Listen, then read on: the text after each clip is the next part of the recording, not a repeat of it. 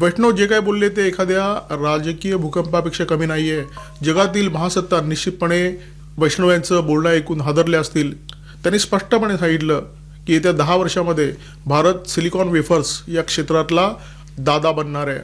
किंवा काही लोकांच्या पोटामध्ये अचानक मुरडा निर्माण होतो तेव्हा तुमच्याही लक्षात येतं की तुम्ही आता आगीकूच करायला लागलेला, तुम्ही प्रगती करायला लागलेलात.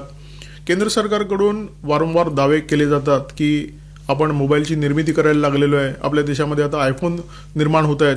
आपण मोठ्या संख्येने आयफोनची आणि मोबाईलची निर्यात करतोय. मोठ्या संख्येने इलेक्ट्रॉनिक उपकरणाची निर्यात करतोय.